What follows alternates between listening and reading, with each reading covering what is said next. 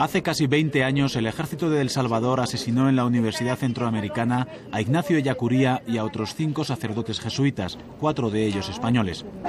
Los mataron por defender a los desfavorecidos y por su apuesta por el diálogo en medio de una sangrienta guerra civil. Los altos mandos militares que supuestamente dieron la orden de asesinar a los jesuitas nunca han sido juzgados. Ahora, en virtud del principio de justicia universal, la Audiencia Nacional Española ha empezado a investigar el crimen. En portada ha viajado a El Salvador para tratar de dar respuesta a algunas de las preguntas que siguen abiertas sobre el caso. Mayores y quitan las ropas de ellos, ¿verdad? Sí, la ropa que llevaban en el momento que los mataron, ¿verdad? Que aquí estén disparando 20 minutos con todos estos militares en el entorno es prácticamente la prueba de que el Estado Mayor estaba complicado. La mayoría de los integrantes de aquella cúpula militar vive tranquilamente en El Salvador. ¿Están dispuestos a pedir perdón? Por algo que yo no hice. ¿Perdón de qué voy a pedir yo? Si yo no lo hice. Y no tengo ninguna culpabilidad en eso. El Salvador ha iniciado una nueva etapa política con la victoria en las elecciones presidenciales del candidato de la antigua guerrilla, Mauricio Funes. ¿Supondrá un impulso a los esfuerzos por hacer justicia? Tiene, por lo tanto, todo el derecho a la familia de iniciar las acciones que considere fuera de la jurisdicción de la justicia salvadoreña para hacer posible establecer la autoría intelectual de estos crímenes.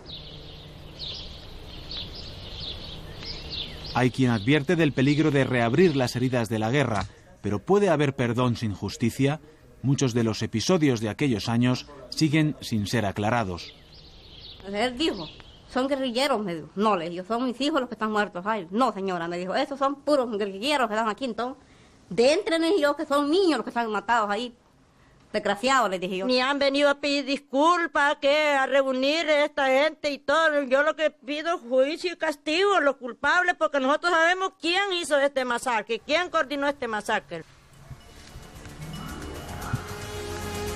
Han pasado casi 20 años desde la matanza de la UCA. El mundo ha cambiado mucho desde entonces, pero el mensaje de Ellacuría y de sus compañeros, cuyos restos reposan aquí, sigue vigente, porque la brecha entre ricos y pobres, entre poderosos y débiles, continúa abierta. Una brecha que se traduce en que El Salvador sigue siendo hoy uno de los países más pobres y peligrosos del mundo. Un país que sigue marcado por la desigualdad y la violencia.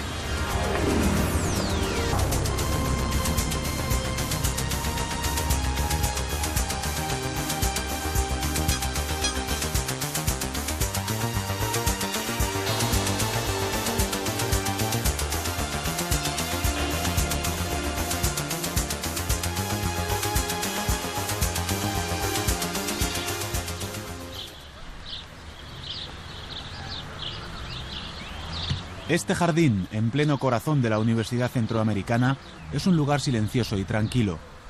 Un lugar que guarda el recuerdo de lo que ocurrió aquí hace casi 20 años. Pues este es el lugar donde los encontramos, ¿verdad? Estaban aquí tirados en esta posición, así, apoyados en boca abajo, apoyados en la cabeza. Ignacio Ellacuría, Ignacio Martín Baró, Segundo Montes, Juan Ramón Moreno, Joaquín María López y Amando López, todos jesuitas, fueron asesinados a sangre fría la madrugada del 16 de noviembre de 1989.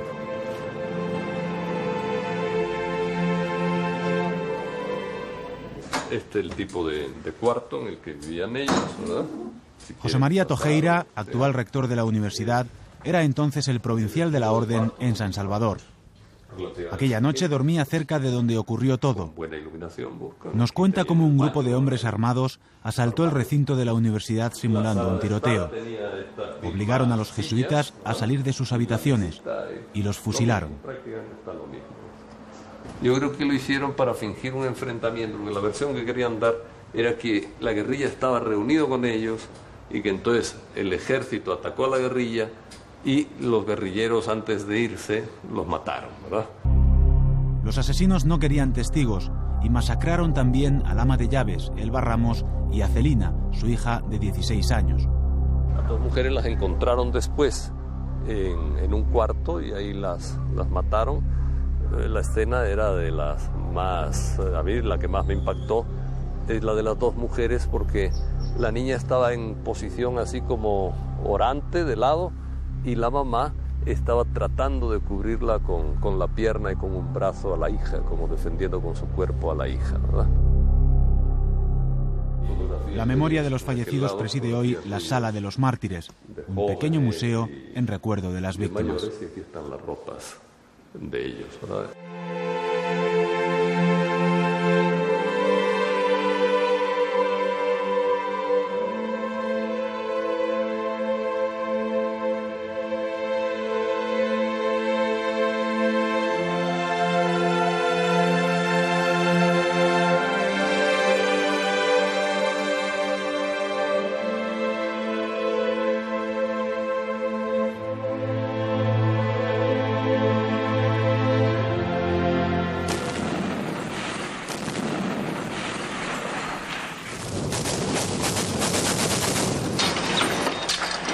La guerra civil que arrasó El Salvador entre 1979 y 1991 se cobró 75.000 muertos. Varios grupos de izquierda, reunidos en torno al Frente Farabundo Martí para la Liberación Nacional, tomaron las armas en un país dominado por la desigualdad y la pobreza, donde el poder político y económico estaba en manos de 14 familias. La represión ejercida por el ejército y por los escuadrones de la muerte fue especialmente sangrienta.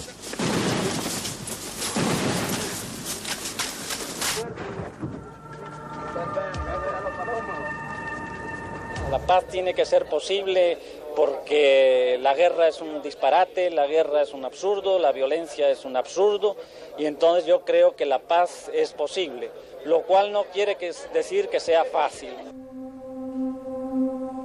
Ellacuría, vasco de 59 años, era el rector de la UCA y un intelectual destacado. Fue uno de los más brillantes teólogos de la liberación, doctrina que en los 70 y 80 buscó una vía intermedia entre marxismo y cristianismo. Desde su posición privilegiada, optó por denunciar las injusticias de la sociedad salvadoreña y los excesos de los militares. Bueno, mi labor oficialmente es el rector de la universidad, una universidad que tiene muy claro lo que tiene que hacer, y es que más que formar estudiantes, más que hacer investigación, aunque hace esas dos cosas, lo que tiene que hacer es ponerse a resolver el problema inaceptable de la injusticia en ese país y en toda el área centroamericana.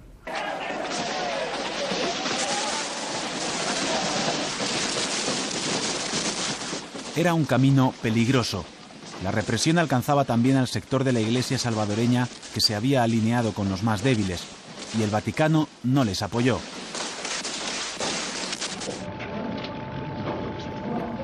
La extrema derecha y los mandos del ejército, financiados por Estados Unidos y entrenados en la siniestra Escuela de las Américas, les consideraban subversivos vendidos al comunismo. Algunos pasquines animaban: haga patria, mate a un cura. Nos han dinamitado 15 veces la universidad, nos han matado profesores, nos han matado estudiantes, nos hemos encontrado en muchísimas dificultades, hemos estado exilados. La situación no es nada fácil. En 1977 había sido asesinado el padre jesuita Rutilio Grande. En 1980, el arzobispo de San Salvador, Óscar Arnulfo Romero. Yo quisiera hacer un llamamiento de manera especial a los hombres del ejército, que en nombre de Dios, pues, y en nombre de este sufrido pueblo, cuyos lamentos suben hasta el cielo cada día más tumultuosos, les suplico, les ruego, les ordeno en nombre de Dios, cese la represión. Pocos días después de esa exigencia al ejército, el disparo de un francotirador acabó con su vida mientras daba misa. Ellacuría se volcó en lograr la paz y se convirtió en un interlocutor importante con la guerrilla, pero la derecha y el ejército lo consideraron el ideólogo de los insurgentes. ¡Le pegué al otro! La matanza de la UCA se produjo en medio de una gran ofensiva del frente sobre San Salvador, que se llamó Hasta el Tope. Los guerrilleros sorprendieron al ejército y llegaron a controlar varias zonas de la capital. Nuestra primera estrategia que utilizamos como Fuerza Armada fue defender los centros neurálgicos, los objetivos estratégicos de nuestro país, de la embestida del FMLN. Habían balas, balazos, bombas por todos lados. En ese momento, Ellacuría se encontraba en España y decidió regresar de forma inmediata. Me parece mejor decir algunas pocas cosas. Una vez desencadenada la ofensiva general, él viene para ver cómo detiene esto. Pero la contraparte, de parte del ejército, interpretan que él es el cabeza que dirigía todo este asunto y que cabalmente venía de España para poder dirigir ya personalmente la ofensiva general, cuando era otra cosa. Llegó un día X, digamos, llegó un día sábado, ya el lunes ya amanecieron muertos. O sea que lo buscaban a él. Fueron víctimas de las circunstancias y del momento, el contexto que estábamos viviendo dentro de la ofensiva Hasta el Tope que llevó a cabo el FMLN para tomar el poder dentro de su agresión comunista. Soldados del batallón Atlacad, siniestro cuerpo de élite especializado en lucha contra insurgente, fueron los encargados de la ejecución. Tras acribillar a balazos a los sacerdotes, tuvieron tiempo para dejar pintadas en los muros de la universidad, para hacer creer que la guerrilla había sido autora de la masacre. Pero desde el primer momento las sospechas apuntaron a la implicación del ejército. Yo dije, ¿y esto qué idea más difícil de poder digerir? Y únicamente puede venir de ellos porque quien beneficiaba era nada más al FMLN. Ese suceso estuvimos la Fuerza Armada a punto de perder la guerra por ese lamentable suceso. Todas estas manchitas son destacamentos de 2 o 3 militares que estaban precisamente protegiendo esta zona, la inteligencia militar y el Estado Mayor, ¿verdad? Escuela Militar y Estado Mayor que estaban por ahí. Como ven, hay todo líneas de defensa permanentes en la zona, ¿verdad? Porque un puesto estratégico. Entonces, que aquí estén disparando 20 minutos con todos estos militares en el entorno es prácticamente la prueba de que el Estado Mayor estaba complicado. Los asesinos creyeron haber matado a todos los que estaban en el recinto, pero no sabían que una trabajadora del centro, su marido y su hija, se habían refugiado allí huyendo de los combates.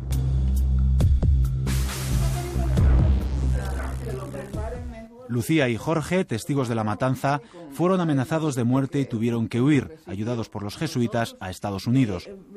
Incluso en territorio estadounidense, fueron presionados por agentes del FBI para que no hablaran. Allí siguen refugiados hoy, 20 años después. De cuidar a la niña y cuidarla a ella. En la casa se empezaron a escuchar patadas, gritos grandísimos. Cuando yo me levanto, voy viendo 5 personas en uniforme que iban para adentro. Y luego el padre Nachito gritaba aquí afuera en este corredor que era una injusticia y que eran una carroña. Y luego de eso se quedó aquello en un gran silencio total. Fueron los soldados salvadoreños los que los mataron. Allí no habían guerrilleros. No, allí no habían guerrilleros, sino que solamente fuerza militar. Los asesinatos levantaron una ola de indignación internacional y el presidente Alfredo Cristiani, también comandante en jefe de las Fuerzas Armadas, tuvo que presentar a los presuntos culpables. En una comparecencia televisada, Cristiani, acompañado de todo su Estado Mayor, reveló los nombres de 9 militares que habían participado en la matanza. Que los resultados obtenidos hasta el momento responden a un clamor generalizado del pueblo salvadoreño, en el sentido de que se lleve ante la justicia a quienes se les atribuya la comisión de hechos criminales y que los hechores no queden impunes. Ese es el compromiso del Gobierno de la República y su Fuerza Armada. Cristiani nunca ha podido evitar la sospecha de que él estuvo al tanto de la decisión de asesinar a los jesuitas, tampoco de que colaboró en el encubrimiento de los autores. En portada le ofreció la posibilidad de responder, pero se negó a hacerlo. Aquellos 9 militares fueron juzgados en 1991, pero solo 2 fueron condenados por el asesinato: un coronel, Guillermo Benavides, y un teniente, Yusi Mendoza, que sirvieron de cabezas de turco. El resto del pelotón asesino resultó absuelto.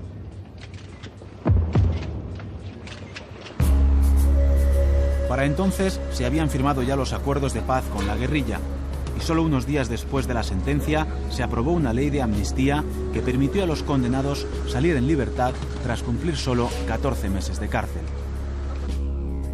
Aquel juicio, según la mayoría de observadores, sirvió solo para encubrir a los autores intelectuales de los crímenes y estuvo plagado de irregularidades, hasta el punto de que los fiscales asignados al caso decidieron renunciar ante las continuas presiones. Primero, porque no vimos interés de parte del fiscal general en profundizar en las investigaciones. Segundo, porque las instrucciones que emanaban de la institución era precisamente hacer lo contrario, es decir, no intervenir en los interrogatorios, no presentar peticiones al juez, no pedir detenciones a quienes declaraban falsamente en el juicio, pero sobre todo porque pudimos descubrir que el propio fiscal general estaba siendo objeto de influencias por parte de las personas que aparecían vinculadas en el caso. Limitaciones es diferente, pero irregularidades que yo conozca, no. Tan es así que nosotros en las investigaciones extrajudiciales trabajamos conjuntamente con Scotland Yard para evitar cualquier contaminación de la prueba. Los que entraron a la universidad, los miembros del ejército, de la Fuerza Armada de El Salvador, ¿verdad?, eran la parte prescindible de la conspiración y la masacre. ¿Por qué? Porque en El Salvador habían en ese entonces creo que alrededor de 80,000 miembros en la Fuerza Armada. Entonces podían ser esos o los otros, ¿verdad? La parte imprescindible, la que no podía faltar o que no podía ser otra, era la que dio la orden, la que seleccionó la tropa y la que posteriormente organizó el encubrimiento.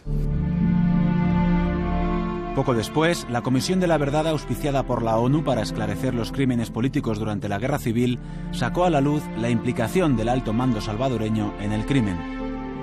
El informe señalaba, entre otros, a René Emilio Ponce, jefe del Estado Mayor, a Orlando Montano, viceministro de Seguridad Pública, y a Juan Orlando Cepeda, viceministro de Defensa. Allí estaban, junto al ministro de Defensa, Humberto Larios, y al presidente Cristiani, en esa famosa comparecencia televisada presentando a los implicados. Pero, ¿eran ellos los verdaderos culpables? Durante estos años, los jesuitas han intentado reabrir el caso en El Salvador sin éxito. En el año 2000, una juez consideró que los delitos habían prescrito. Hoy es la Audiencia Nacional Española la que trata de hacer justicia. El juez Eloy Velasco ha admitido a trámite la querella presentada por 2 organizaciones de derechos humanos contra 14 exmilitares salvadoreños, incluida la antigua cúpula. Basan su reclamación en el principio de justicia universal, el mismo que en su día permitió el arresto de Augusto Pinochet, y en que los delitos de lesa humanidad no son prescriptibles. El proceso se inicia en España después de 20 años en el contexto de el buscar justicia, de la persecución de justicia, que no es posible en la actualidad en El Salvador, porque desde prácticamente la firma de los acuerdos de paz y poco después, cuando se entrega el informe de la Comisión de la Verdad, poco después se pasa a una ley de amnistía general, que es una ley que se ha declarado también de manera repetida por parte de diferentes organismos internacionales como ilegal, que sin embargo impide cualquier esfuerzo de justicia nacional. No se puede vulnerar un principio universal del ne bis in idem. O sea que si una persona ya fue juzgada, condenada o absuelta y esa sentencia goza de calidad de cosa juzgada formal y material, no puede ser tomada nuevamente, porque entonces se viene abajo todo el estatus de seguridad jurídica en el mundo. Hay muchos países o muchos gobiernos que pueden simular un proceso, hacer un proceso ficticio, superficial, limitado, que no responde a las verdaderas demandas de justicia. Obviamente, en el ámbito internacional, esa clase de procesos no deben tener reconocimiento alguno, porque de lo contrario sería el mecanismo más fácil de burlar aquellos delitos que interesen a la humanidad toda. Casi 20 años después, el ejército salvadoreño trata de mostrar una imagen moderna y democrática. Luce orgulloso su participación en misiones internacionales como Irak. Pero la querella en España está poniendo a prueba el verdadero alcance de la renovación del estamento militar, cuyo siniestro papel en la historia del país pocos todavía se atreven a criticar. La gente que fue protagonista durante el periodo de la guerra sigue teniendo algún nivel de importancia o de figuración pública o de poder en este país. Entonces, remover esas cosas implica necesariamente meterte con el poder todavía. La mayoría de los militares acusados son hoy jubilados o prósperos empresarios que viven tranquilamente en El Salvador. Es el caso de René Emilio Ponce, presidente de una asociación de militares veteranos que presiona para evitar que se revoque la ley de amnistía. Ponce era el jefe del Estado Mayor Conjunto y como tal conducía todas las operaciones militares contra la guerrilla. Él fue, según la Comisión de la Verdad, el que, en presencia de otros 4 altos mandos, ordenó al coronel Benavides asesinar al padre Ellacuría y no dejar testigos.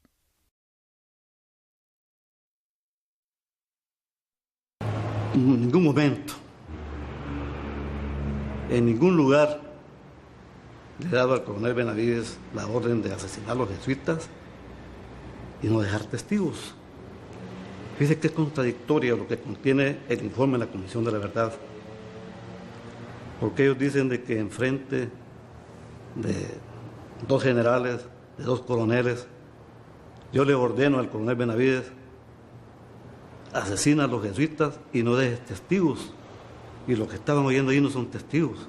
No hubo tal reunión, ni mucho menos que el jefe de Estado Mayor le dijo vayan a matar y no dejen testigos, y nosotros nos quedamos o aceptamos. Eso es la versión más absurda que he escuchado yo. El general Cepeda, entonces viceministro de Defensa, es uno más de los altos mandos militares que se han reconvertido hoy en altos directivos. Es el gerente de Mides, una de las grandes depuradoras de basura de El Salvador. Cepeda fue uno de los hombres fuertes del ejército en los 80, jefe de inteligencia y de las operaciones de contrainsurgencia. Pero ante la Cámara sostiene que en el momento de los asesinatos se limitaba a labores administrativas. En realidad yo no estaba en la parte operativa conduciendo operaciones. Eso tendría que investigarse. El juez lo investigó y por eso dio una condena el juez. Sí, bueno, quería el coronel Benavides públicamente si yo le he dado esa orden.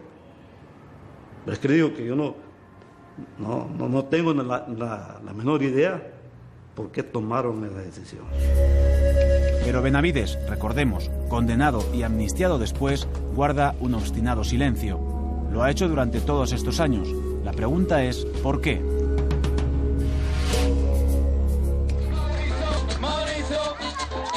Los intentos de hacer justicia en El Salvador, en este caso, han chocado con la falta de interés del partido derechista Arena, que ha gobernado desde el final de la Guerra Civil.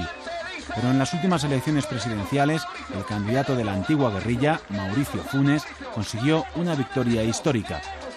El triunfo de Funes, un conocido periodista que no fue guerrillero, ha despertado muchas esperanzas. Los jesuitas han llegado a el entendimiento de que se agotaron las instancias judiciales nacionales para poder establecer la autoridad intelectual en el caso del horrendo crimen de los padres jesuitas, a quienes conocí personalmente porque fui educado y formado por ellos.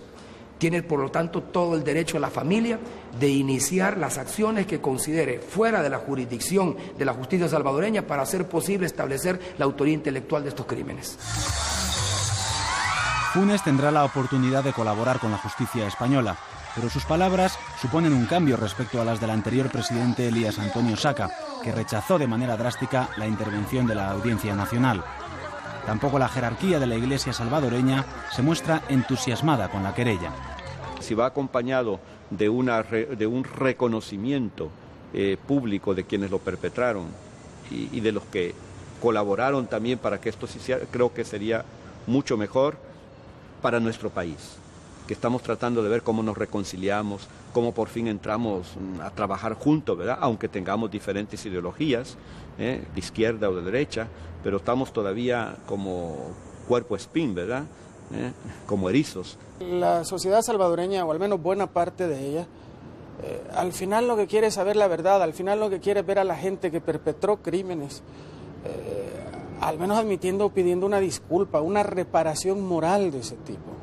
¿Estaría usted dispuesto a pedir perdón públicamente a las víctimas? Por algo que yo no hice. ¿Perdón de qué voy a pedir yo? Si yo no lo hice. Y no tengo ninguna culpabilidad en eso.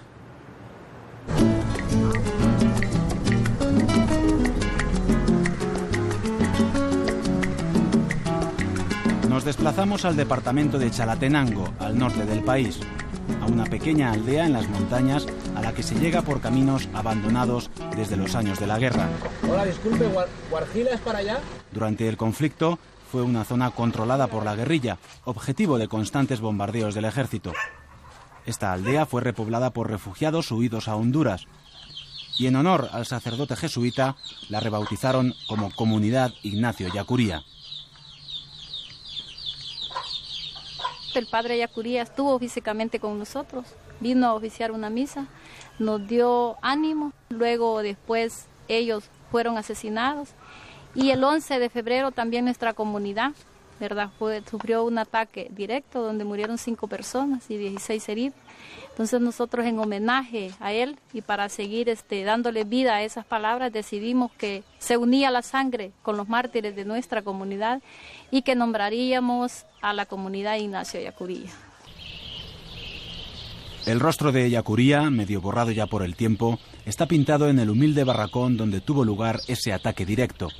Un bombardeo del ejército en el que entre los muertos hubo 4 niños de entre 3 y 10 años. Sus madres los habían dejado allí pensando que sería un lugar seguro. El soldado me tiró un culetazo con el fusil porque yo no entrara a ver los hijos aquí. Él dijo, son guerrilleros, me dijo. No, le dijo, son mis hijos los que están muertos. Ay, no, señora, me dijo, esos son puros guerrilleros que están aquí. Entonces, déntrenme yo que son niños los que están matados ahí. Desgraciados, les dije yo. Entonces.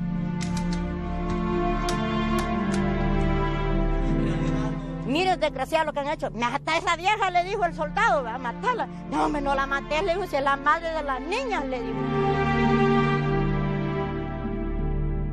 Eso es duro para una nana, a juntar un hijo así, hecho pedacitos. Y yo no hago nada con llorar, ¿verdad? Uno, lo que se tiene que estar en el cielo, los niños. Yo me conformo. Todos modos, mi niño está en el cielo. Y yo no se me olvida, pero lo que hicieron aquí, sí. Los repobladores que venimos de Honduras no los toma en cuenta el gobierno aquí porque han venido a pedir disculpas, a reunir a esta gente y todo. Yo lo que pido es juicio y castigo a los culpables porque nosotros sabemos quién hizo este masacre, quién coordinó este masacre. ¿Fue un crimen o un grave error? ¿Está cerrada esa herida? Como muchos episodios de la Guerra Civil salvadoreña, nunca se han aclarado las circunstancias de aquel bombardeo. Niña, que solo se le echa de ver las piernitas. La guerra marcó también a gente como Dimas. Bueno, esta es una camisa que era parte de un uniforme. Son recuerdos que quedan de lo que fue el conflicto armado. Un exguerrillero reintegrado a la vida civil tras el fin del conflicto y que continúa viviendo aquí junto a su familia, dedicado a la agricultura. Dimas nos muestra algunos de los recuerdos que conserva de aquellos años. Él ejerció sobre todo de instructor en los campamentos guerrilleros de la zona y participó en operaciones de sabotaje contra el ejército, una época por la que, confiesa, tiene sentimientos encontrados. En realidad la guerra no le gusta a nadie porque ahí se muere uno y vio morir a mucha gente que le tenía un gran aprecio, entre ellos mis hermanos. Ahí perecieron 2 hermanos míos en la guerra. Entonces la verdad no añoro eso, pero sí añoro el sentimiento de solidaridad Es que mucha gente fue empujada a la guerra. No solamente fue el hambre, fue la represión también. A nosotros, a nuestros hermanos, los fueron a sacar de la casa. Los mismos cuerpos de seguridad los socaban, los sacaban de la casa, los torturaban, los desaparecían. Veíamos amigos y compañeros que terminaban en las calles despedazados. Entonces muchos de ellos, si nosotros no nos íbamos para la guerrilla, entonces nos quedaban dos caminos: o nos íbamos del país o nos incorporábamos a la guerrilla. Entonces nosotros optamos por incorporarnos. En la comunidad de Ignacio Ellacuría el tiempo parece pasar más despacio que en otros lugares. Quizá por eso el recuerdo de la guerra civil sigue aquí muy presente todavía.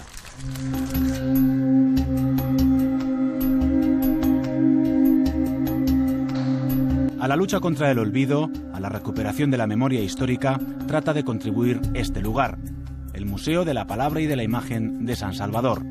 Su director, Carlos Enríquez Consalvi, es un veterano periodista venezolano al que todos llaman por su apodo de exguerrillero, Santiago.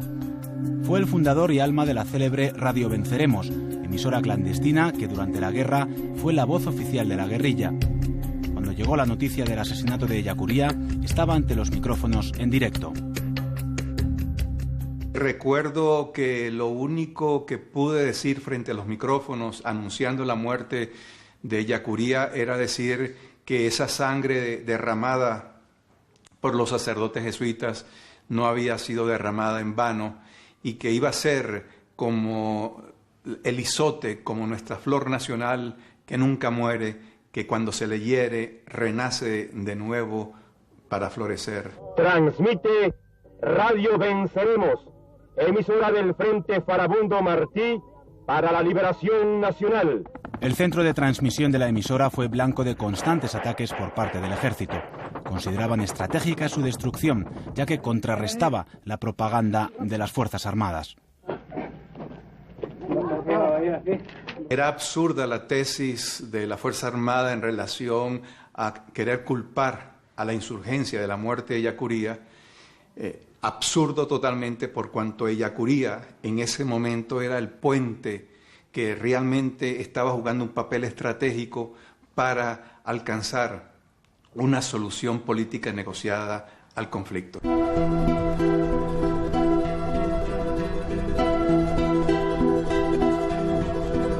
Han pasado casi 20 años, pero El Salvador sigue siendo uno de los países más pobres del continente. El poder económico sigue estando en manos de unas cuantas familias y la mayoría depende de las remesas enviadas por los emigrantes, sobre todo a Estados Unidos. La desigualdad es patente, agravada por los efectos de la crisis económica global. No hay trabajo, por eso el sueldo es el mínimo, no alcanza. ¿Por qué no vendemos? Porque la gente no nos compra, porque no alcanza lo que ganan. Ellos lo que van viendo es sacar la comida, no para eso. Junto a los mercados callejeros han aparecido grandes centros comerciales con cines y restaurantes. Y junto a casas con guardaespaldas en la puerta se ven grandes barrios de chabolas.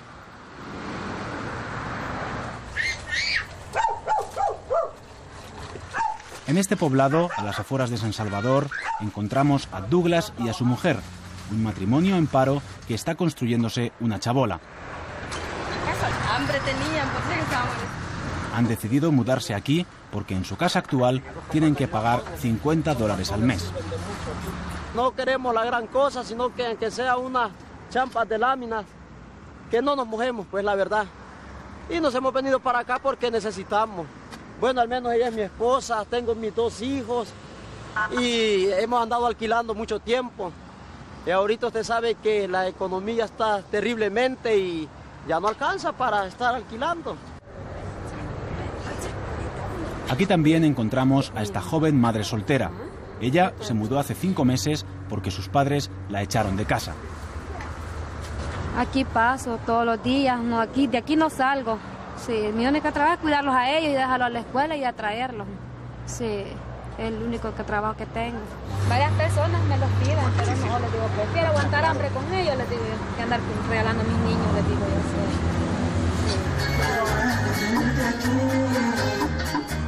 La lucha contra la pobreza en El Salvador es uno de los grandes retos que tendrá que afrontar el nuevo presidente Funes. Durante la campaña, la oposición le acusó de fijarse en Hugo Chávez y su modelo bolivariano, pero él dice querer inspirarse en Lula da Silva. La lucha contra el hambre y contra la pobreza de Brasil es una lucha que yo veo ejemplar y voy a tratar de implementarla en mi país. No podemos instaurar el comunismo en El Salvador. Nosotros vivimos en un capitalismo atrasado. Tenemos que desarrollar las fuerzas productivas nacionales. Tenemos que reconstruir el tejido productivo nacional. Tenemos que hacer que las instituciones funcionen. Eso es lo que aspiro. El camino se oscurece y siento que estoy fallando. Si este mensaje a ti no te está llegando, son 6 años que pasan y sigo practicando, pues siento que la batalla apenas está comenzando. Latino. Cuando le tiraron la ráfaga, pegó el primer balazo aquí y los demás impactaron acá. Ahí también. El Salvador sigue siendo también, 20 años después, uno de los países más violentos del mundo. En la pared. La violencia de la guerra civil ha sido sustituida por la que ejercen el crimen organizado y las pandillas juveniles, las maras. Bienvenido al barrio, loco. Junto a uno de sus miembros activos, Chino Rufián, entramos en territorio de la Mara Salvatrucha. Estos son los murales de los juegos. Esta pandilla libra una guerra abierta con su gran rival, la 18. Esta es la muerte, loco. La muerte y el juego que te juegas en la vida ahí. Nos muestra orgulloso los tatuajes que identifican a su pandilla y nos cuenta cómo para entrar tuvo que cumplir un ritual siniestro, matar a un rival. Y lo capturaron otros amigos y lo llevamos a un predio baldío y pues ahí le pusimos ahí lo que le dijimos, lo de que decimos unas sogas, las corbatas y lo hicimos mierda, lo enterramos. Hasta la fecha no lo han hallado, pero yo soñé como quizás un mes con ese hijo de puta que no dormía tranquilo yo, man. La mayoría de los mareros salen de comunas marginales, familias rotas por la guerra, el alcohol o la droga. Cada vez más organizadas, las maras han pasado del robo y la extorsión al tráfico masivo de drogas y no dudan en cometer asesinatos por encargo. Te voy a dar tanta de plata, ¿me entiendes? Va, para que me quites a fulano. Y ¿cuánto me vas a dar, men, va? Oh, pues te voy a dar unos tus 2.000 varos, unos tus 1.500 varas, pues si tú a tu corazón quieres hacerlo, pues y depende cómo andes económicamente, pues te lanzas, ¿me entiendes? Va. Las maras se han expandido a pesar del plan Supermano Dura puesto en marcha por el anterior presidente, Elías Antonio Saca. Un plan destinado a combatir la violencia que sigue presente en el país y que no ha dado apenas resultados. ¿En qué ha terminado la Supermano Dura? En que tengamos la tasa de homicidio más alta del continente, 63 por cada 100.000 habitantes, el que tengamos la mayor cantidad de homicidios que se cometen por día en todo el continente, de 10 a 12 homicidios, el que tengamos un país secuestrado por extorsionistas, donde la narcoactividad campea a su antojo. El polígono Don Bosco es un proyecto empresarial y educativo situado en uno de los barrios más conflictivos de San Salvador.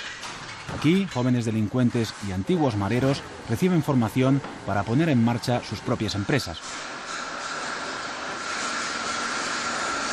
Al frente del polígono está este hombre, el padre Pepe Moratalla, un sacerdote salesiano que lleva 25 años trabajando en el país en proyectos de reinserción. Entiendo que tendríamos que ir a la raíz, es decir, que el fenómeno no se siga multiplicando. Mientras no haya ofertas laborales idóneas, adecuadas, dignas en toda América Latina, la gente va a buscar la ley de la supervivencia como sea. Y ese como sea a veces no es precisamente de la manera legal, jurídica.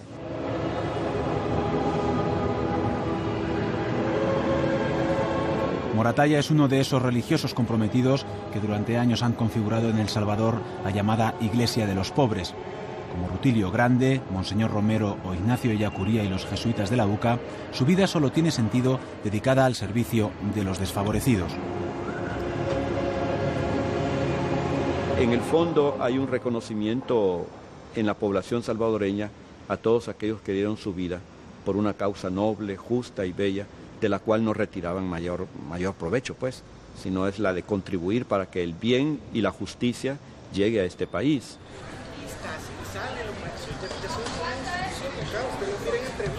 Por el césped del campus de la UCA van y vienen las nuevas generaciones de estudiantes, jóvenes de familias acomodadas que pueden pagar la mejor universidad privada de Centroamérica. Peculiar paradoja para un centro que fue considerado un vivero marxista. El compromiso con los derechos humanos en un país como el nuestro, donde los derechos humanos económicos y sociales están todavía muy alejados del disfrute general de la población, sigue siendo una causa de primera magnitud, digamos. Y asimismo, el resolver los conflictos por la vía del diálogo en una sociedad todavía muy polarizada sigue siendo un desafío. Casi 20 años después de su asesinato, ese compromiso con los derechos humanos es el gran legado de Ellacuría y sus compañeros. Un compromiso que duró hasta el final. La Iglesia, buena parte de ella, no toda, los jesuitas, ha comprendido que no hay otra manera de anunciarle al mundo la fe que promoviendo la justicia.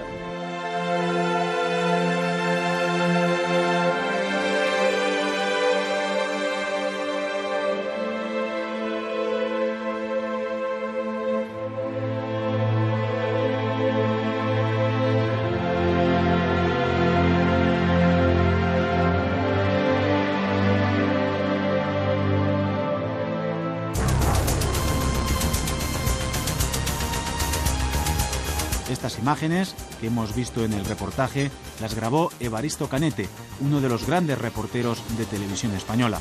Nos fuimos con los nervios porque pensábamos que podía estar Ellacuría entre ellos y efectivamente cuando llegamos nos encontramos que era Ellacuría uno de los cadáveres.